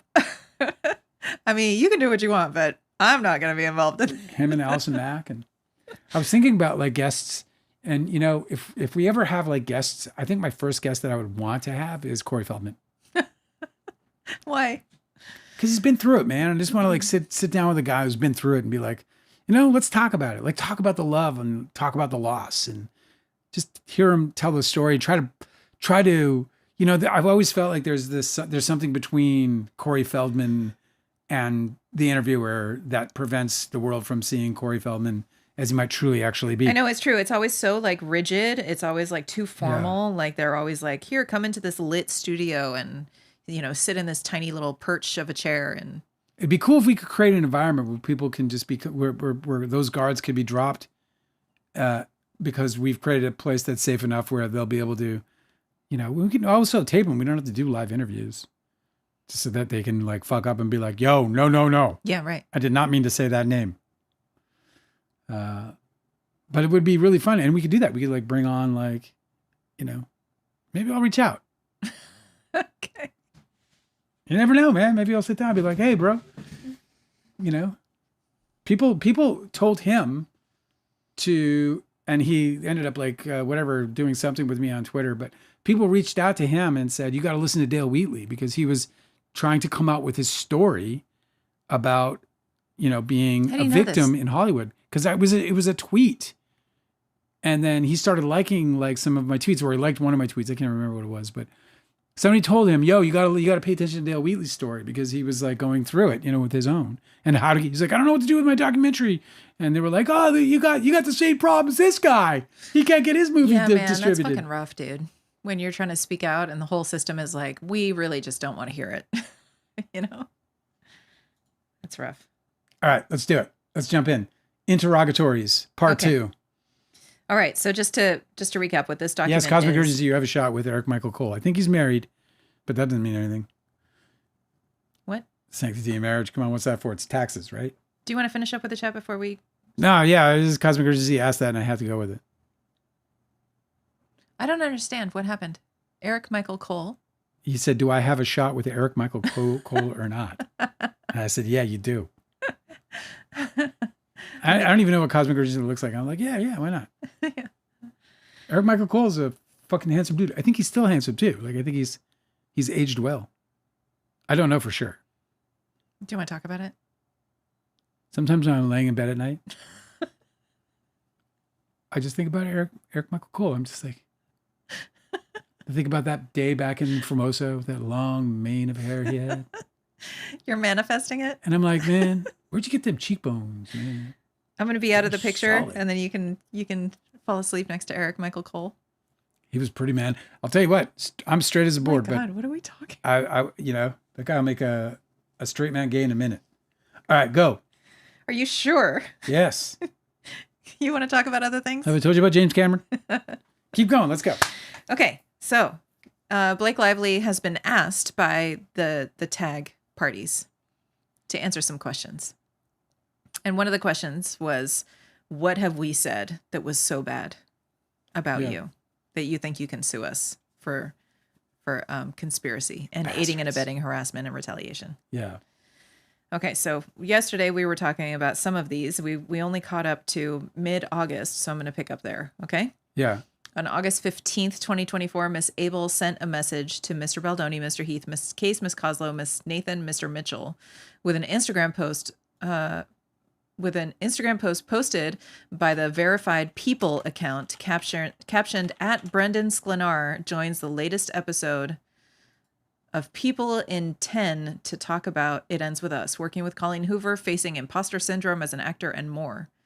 And it was in which Mr. Sklenar spoke about his positive experiences working with Mr. Baldoni on the film. Miss Abel then asked, can we have digital team boost this interview? And Miss Coslow confirmed. Okay. What does So that mean? it just means that they are working at boosting content pro Baldoni. Okay? Which So is they fine. show up and they're like, instead of showing up in here and going, "You guys are stupid," Yeah. and yeah, they're showing up and they're like, "Yeah, man." I'm not sure I understand exactly why this belongs in her list of what they did that that made them liable for in civil litigation, but that's here. That's itemized. There is a lot of stuff that they've done that we've already covered that was extremely damning that I feel like totally wins her case. That to me isn't one of them. Okay. Same day, August 15th, 2024, Mr. Baldoni shared a TikTok video posted by an individual with the username Jackie Koopa, captioned, "Justin Baldoni's crisis management team got lucky, I swear to God," with Miss Coslow, Mr. Heath, Miss Abel, Miss Case, Mr. Mitchell, and Miss Nathan. The creator discussed negative stories about Miss Lively, including claiming that Miss Lively fat-shamed an interviewer, and joked that Mr. Baldoni's crisis management team was not behind any of it. Mr. Mitchell responded, in quotes, "Genius, OMG. Melissa, Brianna, and Katie, you did a great job with this creator." Wah, wah. Wah, wah. That's not good. Yeah, so if they had a hand in having this person discussing negative stories about Miss Lively, that would not be good. What is this that you're scrolling? I just showed them some pictures of Eric Michael Cole. Oh my God, you're dreaming of another man. No, because Cosmic Christie said Dale's Googling his pics, and I was. So I just showed him. I haven't seen him in forever because I just, like, he brought him up. I haven't actually. I was like, is he still good looking? Yeah, dude, he's holding it together, man. He's a good looking guy. He's still, oh, look, there's a picture with him and Jerry Sisto. That's funny. Yeah, they're homies. It's so lonely over here. Go over there. Go. I'm with you. I'm with you. You're not. Yes, You're am. with Eric Michael Cole where you belong. I'm with you both. All right, I'm going to continue on my own if I have to. August 15th. Okay, same day. Yeah. It's a busy day for them. Busy. Mr. Baldoni texted Miss Nathan. Oh, okay. This is a big one. He texted Mr. Baldoni texted Miss Nathan, in quotes, "My partner Steve asked about flipping the narrative from this leak this AM about Ryan Reynolds saying the script was a disaster and he saved the movie. This is an easy flip." Miss Nathan responds, "But Tatiana Siegel from Variety wants to do a follow-up call with us for a story similar. We'll call, we have a call to her later." Baldoni continues, "And the fact that they saved the script from what they think is a disaster after we had greenlit script and was a strike basically implies that they're scabs, which we should 100% lead them to." That's so fucked up. So fucked up. Miss Nathan then texted Candace Trunzo, a reporter for the Daily Mail, that Mr. Baldoni wanted to 100% lead, in quotes, the public to the conclusion that Miss Lively and Mr. Reynolds were scabs, and that Mr. Reynolds had negative thoughts about the female written script. Specifically, Miss Nathan wrote, in quotes, "to something about Ryan claiming the female hired was a feminist writer that didn't know how to tackle a female film, etc., using their own words against them, and doing it while there was a strike. So even though there was a female writer, Ryan Reynolds came in to save the day, which didn't need saving, and was deeply misogynistic." As per Ryan Reynolds' own words and team, putting it out. She followed up, "Is there anything you can help me It's with such here?" projectionists. It's just so crazy. Like, Yeah, you're the one being accused of misogyny. Yeah. And now you want to fucking try and Also, paint it on it him. was him that was a scab. He was really irritated in all these text messages about Blake Lively refusing to cross the Well, strike it's him picket who lines. wanted them to scab. Yeah. Yeah. She followed up, "Is there anything?" Well, that's probably why he knew to attack her with it. That's what I'm saying. The venom. Mm-hmm. You know, it's the venom. It's like, oh, you want to make me a misogynist? I'll make your husband a misogynist. Everything he's doing is fucking Darvo, dude. It's crazy. Yeah. She followed up, "Is there anything you can help me with here? This is so shit." Okay. On August 18th, Mr. Baldoni texted Miss Abel, Mr. Heath, Miss Case, Miss Coslow, Miss Nathan, and Mr. Mitchell a link to a TikTok video posted August 17th by an individual with the username Thick Jewish Girl, where the author of the video comments. It's like you're just not expecting that when you create your thing. You're like, oh, okay, I'm just going to. And all of a sudden now you're in a court document. In the middle of a court document and everyone's fucking reading about thick Jewish And girl. the judge might reference with regards to at thick Can we see that Jewish girl. thick Jewish girl piece again, please? That'd be great. Where the author of the video comments, in quotes, "I am flabbergasted that with the huge audience that Blake Lively has, And all of the press interviews she's had, she doesn't once talk about DV. And this, remember, this was on their bullet points. Okay? Yeah. That they were going to specifically go after that. With that link, Mr. Baldoni texted to boost.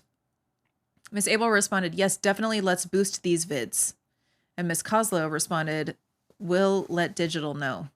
In the same thread, Mr. Baldoni also texted 2 positive links to TikTok videos to boost, in quotes, including a video posted by an individual with the username Diet Coke Lover of a video of Mr. Baldoni speaking in a movie theater showing It Ends With Us. And a video posted by an individual with the username Nola Soccer Mom of Mr. Baldoni appearing in an Instagram live video with the user's son.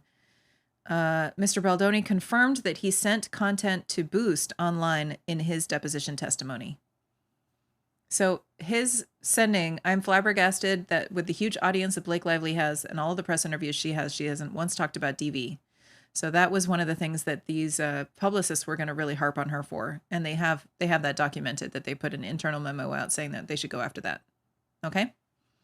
As early as August 8th, 2024, Mr. Baldoni went out of his way to ensure that his promotion and press specifically focused on domestic violence in direct contrast to others' promotion of the film.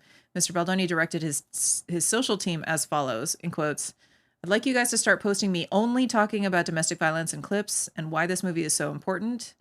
And in quotes, let's change my bio and link to a resource for survivors, please. If you or someone you know is experiencing domestic violence, help is available. Visit No More for more info. When the consideration... Aren't they just like a publicity, like, nonprofit? No like, More? Awareness? Yeah. Yeah, their mission is to raise awareness about domestic violence. So you're like, hey, oh yeah, thanks. Yeah, thanks. We'll put you on. Well, like, how did they help? What do they I call think that No they More? have resources that they probably send you to like your local resources of people that it can actually help you. But I think that what they raise money for is just to create like videos and interviews and commercials and, events, fundraisers, things like this. I don't think that what they do actually assists victims. It says No More is a foundation dedicated to ending domestic and sexual violence by increasing awareness, inspiring action, and fueling cultural change. No More is a groundbreaking global initiative comprised of the largest coalition of nonprofits, corporations, government agencies, media, schools, and individuals addressing domestic and sexual violence. We are committed to engaging, reaching, and working with people from diverse communities. Does that just sound like nonsense to you? Yeah, it sounds like fluff. That sounds like nothing's really going on. Like, you know what I mean? Like, there's nothing about counseling. We work to amplify and grow the movement to stop and prevent domestic and sexual violence around the world by creating and supporting innovative campaigns, partnerships, and tools that leverage the power of media, entertainment, sports, technology, and collective action. That is an absolute nonsense sentence. If you have a production company and you partner with an organization like this, they can use your production company. So you would donate to them. They would pay you back. It's such a weird thing to make video content for their campaigns. It's such a weird thing because domestic violence is a very insular thing. You know what I mean? Like we aren't, rarely do you see it on display outside of the home. So maybe this is why they think that people need to raise awareness, I guess.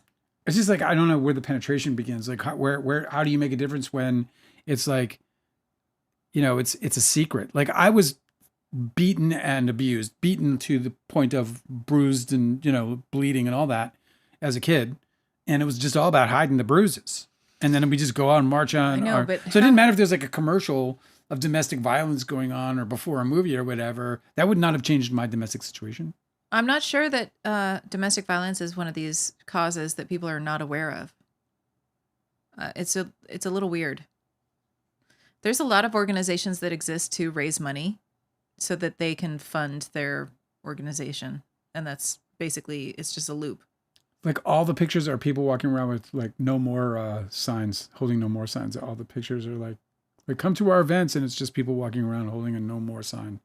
I don't really understand what they do. Anyway, well, I know that there was an interview that Justin Baldoni did, and the reason I know about it is because he said so many really problematic things. Like he admitted to not taking no for an answer with women, and but it's the interview where he's got his man bun hairdo and a white hoodie. I don't know if you guys have ever seen that, but that he's being interviewed by a woman who's in the organization No More.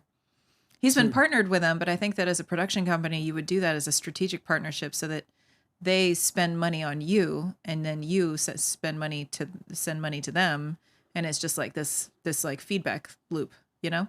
With more than 1,400 allied organizations and over 40 state, local, and international chapters, No More sparks grassroots activism. I don't know. That's so weird to me. Like, how does activism work? And I know I couldn't understand weaponizing feminism yesterday, so it could be that my brain is just utterly broken. Encouraging everyone, women, men, and youth and adults from all walks of life to be part of the solution. And there's like, what's the solution? Yeah, I mean, there's a lot of really great like social work and organizations like battered women's shelters that are actually like on the ground helping people with the right advice and the assistance to get out of a bad situation if they need to, right? But that's not what No More does. Now, I don't know whether they're some sort of aggregator and then they fund other organizations somehow. I'm not really even sure. I'm sure but they if have all they're something saying there. is that they raise awareness, that just means that they make videos and commercials and shit. Yeah, they say something about consulting services. They offer consulting services for corporate and nonprofit partners. But like, is that just going in and like talking to people? That's helpful. If they're doing that, if they're going in, if their chapters are like actually going out and like trying to make an impact by reaching people where they are. What and happens saying, is you if you beat your children, you're a fool. You go to some like corporate office where it's a restaurant bar, right? So like, okay, you visit the corporate offices of fucking Chili's or whatever. And you say, hi, I'm with No More, and we would like to install this campaign in every one of your women's bathrooms that says, you know, if you're in a situation that's violent and you need to get out, call this number, right? Yeah. So they would do that kind of thing. So that's raising awareness and providing advocacy, I guess. Maybe that's what they do. Also, that's right too. The CFO of Wayfair is on the board. Right. Of No More. So of course he's partnered with them.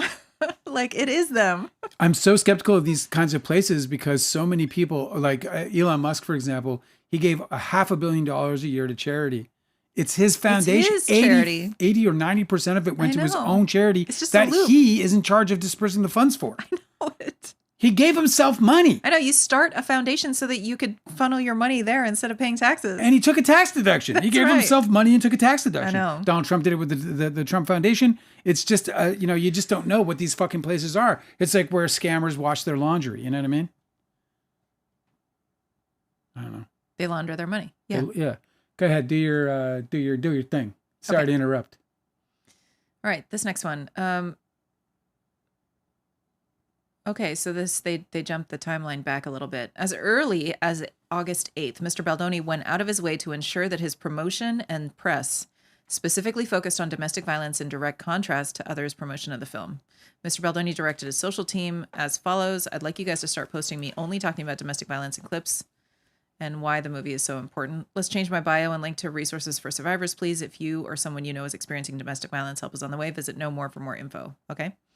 When the consideration was raised on August 11th as to, in quotes, holding off on any posts directly from Justin because he is the only one from the cast posting anything at the moment and fans are going to go ham on Blake, Jenny, and Colleen's comment section. Colleen went private from all the hate. I worry another post from Justin about DV and thanking, in quotes, women everywhere might further fuel the fire. Miss Abel responded, Instead that a post like this would further combat the negative as to Mr. Baldoni's image, and Mr. Heath confirmed to stay the course. Okay, does that make sense to you? No? I think that they were quoting Heath. I think Heath, they didn't actually attribute this to anybody. Holding off on any post directly from Justin because he's the only one from the cast posting anything in the moment, and fans are going to go ham on Blake, Jenny, and Colleen's comment section. Colleen went private from all the hate. I worry another post from Justin about DV and thanking women everywhere might further fuel the fire. Miss Abel responded instead that a post like this would further combat the negative as to Mr. Baldoni's image, and Mr. Heath confirmed to stay the course. So it's weird that first quote that I read isn't attributed to anybody. Anyway, It's August 11th. If we want to look at the evidence.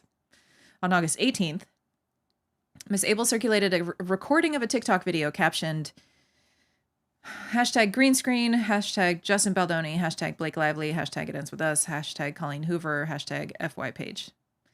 By an individual with the, I don't know why they included all that, by an individual with the username of Charlotte, in which the young woman claimed that Justin invited her up to his hotel room years ago to a group chat with Miss Nathan, Miss Case, Miss Coslow, and Mr. Mitchell. Miss Coslow replied that they'll chat to Jed as well on this, and later confirmed that positive videos are being boosted. The crazy Charlotte gal team said it actually works in our favor to have negative comments below the post. Already now she's getting slammed, so they'll work with that to elevate how ridiculous/false the story is, while keeping watch to make sure it doesn't spiral more. Isn't that interesting? Yes. So there is evidence of them talking about how they want to manipulate somebody's post with a negative story about Justin. So she was saying that he invited her up to his hotel room.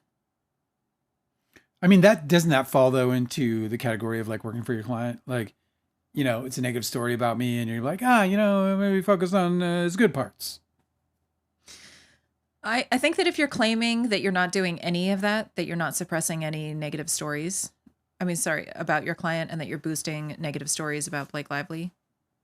If you're denying that you're doing any of that stuff and you're saying, no, we're just monitoring. But you're actually boosting. But you're actually doing all of this manipulation, and they're saying, send it to Jed, chat to Jed as well on this. I think that undermines their argument that they're just doing a whole lot of nothing. So it goes to evidence that they weren't just sitting there watching and going, oh my goodness, did you believe this? But to me, it seems like if they're actually going in and commenting, then this person, Charlotte, has a case against them, Mm-hmm. because they don't know anything about the story. They don't know whether it's true or false. But if they're just acting like, what is it? They said, elevate how ridiculous/false the story is. Well, then that's not, that's not them telling the truth. That's them manipulating the media. You know what I mean? Yes. Did I lose you? No, it's not that I'm lost. It's just like, if they're manipulating the media in a way that isn't disparaging Blake Lively and then trying to remove the negative press that's on their client, that to me would fall in the lines of what I would want if I were paying for. No, I know. You're right. But what they did say to Blake Lively is that Jed is not a concern because he didn't do anything important. No, I get that. But then they're constantly saying, "Oh, this is really a big deal. Let's get Jed on this right away." Yeah. I thought I heard in their summary judgment something to the effect of, well, when we did speak out, we spoke out in a way that was appropriate for PR agents to speak out. Yeah. So they did sort of provide in their summary judgment for this evidence of them speaking out. I just don't see how it helps Blake Lively beyond because they're describing what they're doing potentially impeaching them. But so they had this social combat plan, okay, and they put it on. They outlined all of the things that they were going to do, which was to go into spaces where people are chatting about Justin Baldoni doing bad behavior, and that they were going to manipulate the chat, and that they were going to downvote people who were saying negative things and then upvote and boost people who are saying positive things. And so if they're saying that they didn't actually implement that plan, but here they are admitting to doing exactly that when somebody else who's not Blake Lively shows up with a story, then that undermines their argument that they never actually went through with it. So she's just trying to show the court, I think, that yes, they did actually go through with the plan, and here they are in text messages talking about the implementation of it. Do you mind if I ask Hanada something? Yes? No, I don't mind. Hanada, on a jury trial, if you saw a poll like the one I just posted that went on a popular media site like TMZ in Brazil, and it said in that poll that 91% of respondents were responding in favor of, I'm not sure where you are, so in favor of the defendant and you're representing the plaintiff, would you be concerned about the jury pool? If you saw that, if you knew that was happening, this poll is taking place I think they're in California, TMZ, is where their law offices are concerned, but obviously their audience is global with probably primary, we can go look it up right now actually, but as far as the overall stats. But anyway, my question to you again is, if you saw a poll like that for your client, you're the plaintiff, would you be worried about the jury pool going forward if you saw a poll where 91% of respondents, 80,000 respondents saw the facts in favor of? So you're saying that if Lively could prove that they planted the poll that they told TMZ to put that poll up, that it's jury tampering? No, that's not what I'm saying. What I'm saying is would that concern you? They've already talked about that already on their side. On their side from the beginning, they were like, they're trying to spoil the jury pool. My question is more like, how would you feel as an attorney representing, that person? If you're representing Blake, pretend Blake Lively or the equivalent of Blake Lively is your client in Brazil, and you have a similar situation, and the defendant gets these outrageous poll results from some major media company. Would you be worried? We'll see what she says. Okay. Continue. On the morning of August 27th, Miss Coslow texted Miss Abel, Miss Nathan, and Miss Case, saying, "Variety piece going up soon." Rebecca Rubin and Tatiana Siegel then posted an article on Variety, quoting a source as saying, in quotes, "There's probably no world where Miss Lively and Mr. Baldoni will work together again." And then the article by Rebecca Rubin and Tatiana Siegel says, "It ends with a sequel in doubt amid Blake Lively, Justin Baldoni feud. There's probably no world where they will work together again." I would say there might be a 27th. world, a totally different parallel universe where Justin Baldoni was man enough. He gave her the promotion. Oh my God, I know. They joined in cinema matrimony and made a movie that just absolutely killed, and we're friends through the whole thing. Parallel universe. And it was like 5 sequels. And we started our Became a podcast, fucking- and our podcast was "Thank You, Leo," because Leo released Don's Plum, and it's a great parallel universe. We have. The article also Nice claimed, house. check this out. So this is pretty bad. The article also claimed that Mr. Reynolds' involvement in It Ends With Us raises, in quotes, WGA issues. That's a big issue. That's You're turning him big. into a scab, Mm-hmm. Later that especially morning, nowadays. Like I know, dude, it's so bad. The article also claimed that Mr. Reynolds' involvement in It Ends With Us raises WG issues. Later that morning, Miss Coslow texted the group a link to the article and stated, "Pretty straightforward, a lot of regurgitation, and they ended up steering away from making the sole focus on RR violation." You know what's so fucking funny about that? So they fucking admit. Because Sony jumped on it right away. Their reasoning for jumping on it right away was because of WGA. Right. That's why they jumped on it, because he would have certain copyright issues and whatever, and they needed to know whether or not there was a violation of their agreement with the WGA. So it was basically, what I'm saying is that Ryan Reynolds kind of handed them the story on a silver plate, because they were able to. There was a spin already that was accurate about concern with the WGA by Sony, but it became a nothing burger. Well, it wasn't a big deal. It was just like they needed a signature. All they needed wasn't an issue with the WGA with regards to any breaking of any rules. The issue was that they didn't have him signed off as under any kind of waiver that would protect any potential copyright issues or claims that he might be able to make to the WGA of authorship when he didn't have any permission to take that position. It's very interesting. Oh, by the way, Hanada answered. So she said that it gives reason to the argument that disclosure of potential evidence that didn't get the proper discovery process did taint the jury. Sorry, And say it again. So basically, you like, well, just that this evidence, because it didn't go through proper discovery, the proper discovery process, may taint the jury. Oh, Which is so interesting, because that was the accusation of the law info dot whatever that the website, their timeline. yeah. The whole thing was you're trying to taint the jury. The lawsuitinfo.com. The lawsuitinfo.com.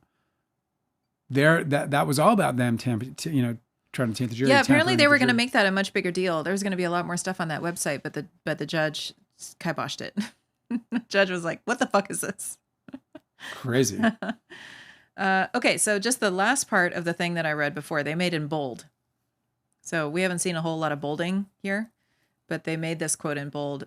where Miss Coslow texted the group link to the article and stated, pretty straightforward, a lot of regurgitation, and they ended up steering away from, and this is in bold, making the sole focus on Ryan Reynolds' violation. So that alludes to them wanting... planning a story with these writers who they cannot control. Yeah. But they're hoping that they can influence. Persuade and they're saying them that to. they would like it to have been Ryan Reynolds' violation. That's really story. interesting to me too, because, you know, there's all this argument about, you know, what they do, what publicists do. And a lot of it is that, like, some of it is actually planting actual stories where they say, you know, either they give up an interview or they even write the article in some cases. But a lot of it is just this persuading of these individuals. Okay, so this next one, on January 5th, 2025, Sage Steele has the Sage Steele Show. Does she? At official Sage Steele on TikTok, okay? Mm-hmm. Miss Steele sent a message to Miss Nathan, Mr. Sarowitz, Mr. Baldoni, and others, attaching a draft script of her YouTube video that was later posted on January 7th, 2025. Various members of the group provided substantive feedback to the script, and Mr. Sarowitz noted that he deferred to Jen and Melissa, so Jen Abel and Melissa Nathan. Sage Steele has since posted at least the following content regarding Miss Lively, beginning 2 days after the above-referenced message conversation, with several posts containing the negative title, "Shame on Blake Lively," and commenting, "I feel like Blake Lively is abusing her power. I'm so disappointed because it ends up hurting other women. This discredits women who are true victims of harassment." Can you believe that shit? Yeah, so she was talking directly with Steve Sarowitz, Melissa Nathan, and Baldoni directly about this. That is so fucked They up. have linked a bunch of these. They haven't named, they're not named, right? But there's just like When was the date? a whole bunch of blue links. Is that dated? Yeah, so it started January 5th. Oh, okay. January 7th. There's 3 videos. January 7th. Oh, okay. January 8th. And yeah, several videos on the same day. She just... Shame on Blake Lively. Unbelievable. Okay.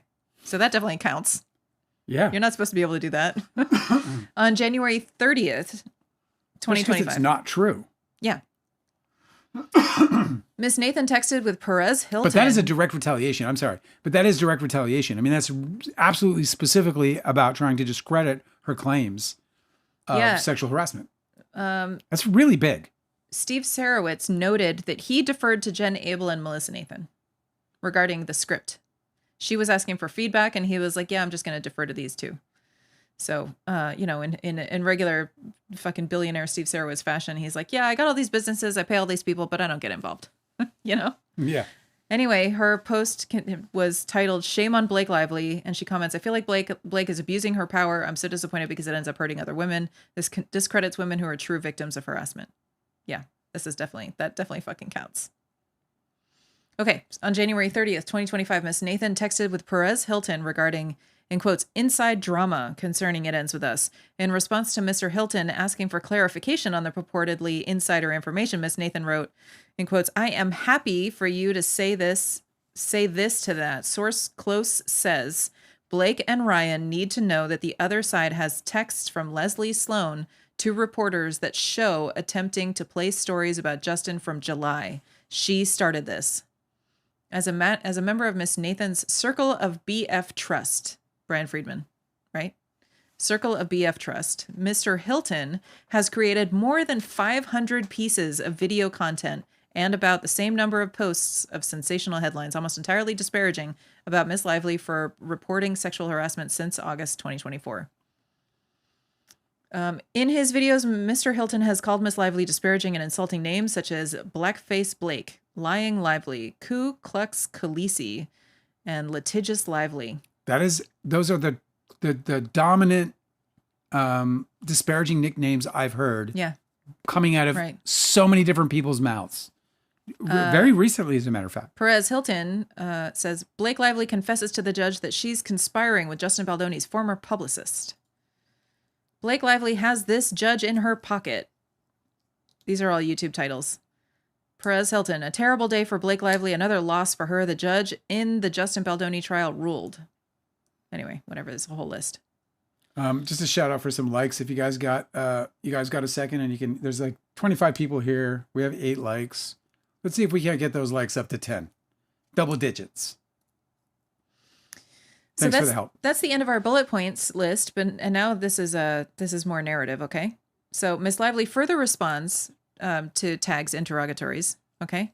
By reference, what? Cosmic Urgency was just talking about how they call him Perez Hilton in legal documents. They're like, what the fuck? I know. You mean Mr. Lavandera? It is kind of weird that they just should be Mr. Lavandera. Yeah. It's like a better fucking name. I don't know why he didn't change it. Because he rose up in Paris Hilton's shadow, obviously. I know, it's so funny that he's trying to act like he's not just fucking like barking up every fucking tree he can find when he's literally changed his name to a celebrity's fucking parody. Okay, Miss Lively further responds by reference. Dude is weird. Say what? That dude is weird. Yeah. Do you want to say more about it? No, just that he's weird. Miss Lively further responds by reference to Wayfair defendants' sworn interrogatory responses, where they have admitted to communicating with Billy Bush, Candace Owens, Andy Signor, and Perez Hilton concerning Miss Lively, Mr. Reynolds, the CRD complaint, the actions, the Lively Reynolds companies, or the digital campaign. So, they have admitted to communicating with that list of people concerning these other people and their business that is not their client. They've got no fucking business doing that. They shouldn't even be paid to do this. If Justin Baldoni wanted them to, they should be like, actually, let's do this instead. Well, the best part about it is that they've admitted to talking to those people. Now go look at what they said. Go look at what Andy Signor said. Yeah. Go look at the garbage coming out of his mouth. Absolutely. And you'll find that it correlates with the smear campaign that they allege. Austin's here. What's up, Boston? See Tag's second supplemental responses and objections to Plaintiff Blake Lively's first set of interrogatories, June 25th, 2025. Tag's third supplemental responses and objections to Plaintiff Blake Lively's first set of interrogatories, July 25th, 2025. Miss Nathan's, there's a whole list. They're like, we will just point you to your own answers for why you guys have broken the fucking rules. I love they're just sued. Like, can you let us know a couple of the things we supposedly said? And they're like, there's loads. There's this whole list, yeah. We've been looking. It's like over a page of this list of just referring them back to their own shit. Okay, Miss Lively further responds by reference to the party and non-party deposition testimony to date, including, but not limited to that of Mr. Baldoni, Josh Greenstein, Jenny Slate, Isabella Ferrer, and Colleen Hoover, and all accompanying records, which reference the usual tidal wave of online hatred and deluge of negative stories targeting Miss Lively in and around and after the premiere of the film, which then had a collateral effect on other female cast members. See, for example, Greenstein. The negative upswell of press targeting Miss Lively and the female members of the cast and crew in connection with their promotion of the film. Wayfair's failure to defend the female cast and crew members regarding the marketing, notwithstanding the reality that they were promoting the film consistent with Wayfair and Sony's marketing plan. And the Wayfair defendants' planting and boosting of online and social media content designed to enhance Mr. Baldoni's image, including but not limited to planting and boosting domestic violence-related content. Miss Lively further responds by reference to the fact that defendants Jed Wallace and Street Relations, Inc., produced no documents regarding the work that they were retained to do and claimed to have done, suggesting spoliation of evidence of the Wayfair defendants' retaliatory conduct. That's very interesting. I know. Miss Lively further responds by reference to the fact that some or all of the Wayfair defendants communicated via Signal beginning in or about August 2024, but produced no Signal communications reflecting any communications before December 20th, 2024, the day Miss Lively filed her administrative complaint with the California Civil Rights Department, further suggesting spoliation of evidence of the retaliatory conduct. Miss Lively further responds by reference to the deposition testimony of the Wayfair defendants and third-party representatives regarding their downloading, use, and retention of Signal messages. Confirming use of Signal with Mr. Wallace beginning in and around August 2024. That was Jamie Heath. Then Case acknowledged that the TAG employees would signal primarily to speak with Mr. Wallace. And then Wallace's deposition transcript confirms the use of Signal with Miss Nathan and TAG as of August 2024. Miss Lively further responds by reference to the limited documents Mr. Wallace and Street Relations Inc. have produced regarding the nature of their work, which demonstrates that Mr. Wallace and Street Relations Inc. engaged in extensive services for other clients in and around the time at which they were engaged by Wayfair defendants and after redacted. Jesus. I remember that Jed Wallace was ordered by the court to turn over all of his other clients, and Yeah. I think that this is a list of them. But he was like, I don't want everybody to just know Who I'm shopping. who I'm ruining. Oh my God. I can't just tell you guys who I'm ruining, so they have it redacted. Miss Lively further responds by reference to the deposition transcripts of Miss Case, Miss Coslow, Miss Abel, and Miss Nathan, and all exhibits attached here too, which repeatedly reference digital activity, placement of content, amplification, boosting, and suppression, both expressly and by implication. Miss Lively reserves the right to supplement this response as discovery proceeds, particularly given that expert discovery remains outstanding. Okay. Yeah, a scientist said, I also love that in the messages that we do have that they start talking about what they're going to be doing. And then Wallace interjects and says, let's move to signal. Yep, exactly. He must have been like, these fucking boneheads are going to get us caught. I don't know how they don't get spoliation. How can you not have any evidence in this case from August to December, let alone like prior to August? But how do you not have anything from August to December? When Yeah, when you fully engaged, Those you were- have Those invoices were getting paid. That they was knew work they had a being right. done. They knew they had an obligation to preserve evidence in August because we heard Steve Sarowitz say that they already had attorneys Yes, in place. that's right, in so August. the preservation of they've admitted to knowing that they were in that there was a reasonable chance that they would end up in litigation, which obligated them then to preserve evidence. That's true. In the Steve Sarowitz audio recording with Claire Ayub, he says we have lawyers ready to go if we And need them. publicists. Yeah, so he knew that there was a conflict, and he knew that he might have to use lawyers. And I mean, we see that in early August in the texts to Abel. So it's very clear. All right. That's true. Our scientist is like, where's the reports from Wallace for all the monitoring then? If he was doing the monitoring, where's the fucking reports?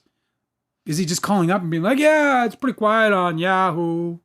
Like, what are you fucking doing? Yeah, just send me $30,000 For 30 grand a month. Yeah, 30 grand, and I'll just I'll keep trying. Not much going on though. I'm telling you, bro, like star level publicist, $8,000 to $10,000 tops, probably more like $5,000 to $8,000. You know, when we were We're in gonna the get you one as soon as we can. I got to get me one. When we were in the business, when I was in the business and I was in like with E. Rob and doing the management side of things, you know, we hooked people up with publicists and it was always $5,000 to $8,000. And we're talking like big people that we would hook up with publicists. Like, you know, I mean, by big, I mean like big TV names, people who can afford it. Not like Nicki Minaj and her $30 million or $20 million mansion. It's on my nerves, bro. Fucking big house shit. Cosmic Urgency said Brandon Sklenar had to deal with It Ends With Us drama, and then next he'll have to deal with Sydney Sweeney drama. Why Sydney Sweeney? Well, because he's working with her. He is and on of course what? it's going to be fucking dramatic. What do you work with her on? I can't remember. They They're got cast together on something. I love that Scoots landed it. Scoots. Scoots is like, yeah, got me that Sweeney bod. Brandon Sklenar, easiest name ever. Deanne is with us. Said Jed gave the checklist to Jamie Heath. What kind of checklist? Do you know what she's talking about? Brandon Sklenar working with Deanne Sydney. said, yeah, as he would need to prove what he was doing / achieving. Because those were monthly invoices. If he was fucking up or not doing his job, he would have to explain it. Right? Yes. There were 3 invoices that we know of that got paid for $30K each month to Jed Wallace. That is a boatload not of just fucking him, money. but you know, they Oh my God, if I they had factored him in. $30,000 a month coming in from one client, I wouldn't need 2. That's true. Shannon knows said The Housemaid. Yeah, the Housemaid. Yeah, I see It's it a here. Paul Feig Sydney movie. Sweeney and Brandon Sklenar are co-stars in the upcoming film The Housemaid, and their close interactions at events like the Stagecoach Festival in April 25 sparked dating rumors. However, we know that she's with the Scoots. She's bedded down with the Scoots. Assume. I She's, mean, they may not be premarital, Who knows, man? Yeah. Like I give a shit. Yeah. A scientist at Abel's deposition also had Friedman saying that even acknowledging if her lawyer told her she needed to preserve evidence would be attorney-client privilege. No, the fuck it wouldn't. Come on. Say that again? Abel's deposition also had Friedman saying that if she had even acknowledged that her lawyer told her that she needed to preserve evidence, that would be attorney-client privilege. That's not true. He doesn't know shit. He's in all of these messages and text messages where he's like, "Oh, guys, don't worry, nobody's ever going to hear this because we're here. Because I'm here. Because it's privileged." Yeah, because it's privileged because I'm here. Even though there's like they're talking to fucking Sage Steele or whoever the fuck, and they're like, wherever I go, Yeah. privilege follows. Yeah, exactly. Like it's a fucking magic wand. It's crazy. Oh wait, so Paul Feig is directing it? Yeah. Well, Paul Feig is in, like, his hands are in all the cookie jars. Good for him, man. Yeah, it's great. Fucking A, man. Go get it. Make the money. I think I heard about this one. Is this one based on a book? Get your bag. It's got to be. Is it a horror novel? I gotta figure what this is. What? The dog came to visit me. 22 Hello. same name by Freedom McFadden. Good to see Relationship rumors. I don't know what the housemaid. What's it called? What's Housemaid? happening?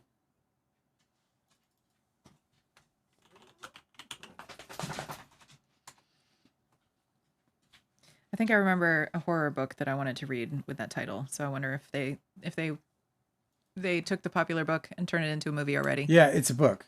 Mhm. Because it's a story by this writer. She looks like such a writer. Oh my God. Her name is Frida McFadden. Yep, And that's the one. you literally like, It's supposed to be really good. you look at Frida McFadden and you're like, writer?